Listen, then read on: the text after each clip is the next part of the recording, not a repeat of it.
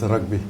Ja, so die onder 20 span, hulle het Vrydag aand 'n vriendskaplike wedstryd gehad teen Vipers Rugby Club hier van Windhoek.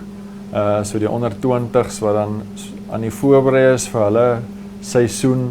Hulle sal so 'n bietjie in Junie maand sal hulle so 'n voorbereidende toer hê, so 2 wedstryde wat hulle beoog om te gaan speel teen die Limpopo Bloubulle en ook teen die Bloubulle, net soos laas jaar. En dis dan alles in die opbou van na die Rugby Afrika onder 20 Bartes beker wat hierdie jaar dan in Augustus aangebied sal word in Uganda.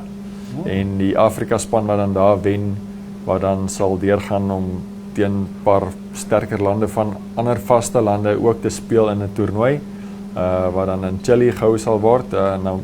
Namibië was vorig jaar redelik gereeld in daai toernooi, maar dit was nou 'n paar jaar dat ons nou nie hierdie Afrika toernooi gewen nie, glipsies gemaak teen Zimbabwe en teen Kenia en so. Ja. Laas jaar het ons weer gewen en maar toes daai wêreldtoernooi is toe nie aangebied nie.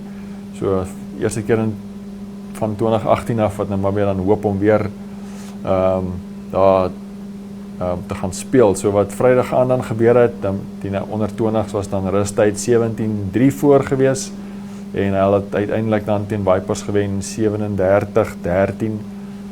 So afrigter Johan Saiman en Jood Opperman, die 2 afrigters, hulle ja, redelik baie foute in die wedstryd gewees, maar hulle is redelik tevrede dat hulle dan kan werk met die ouens wat hulle nou eintlik al laas jaar Desember maand al begin by mekaar sit het en so.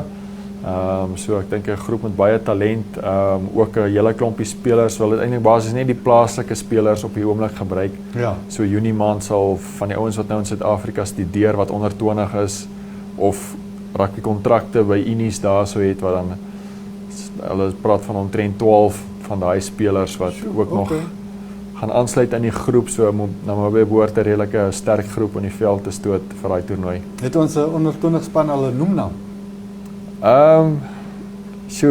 Nie eintlik regtig wat ek van weet. Miskien moet ons een uitdink.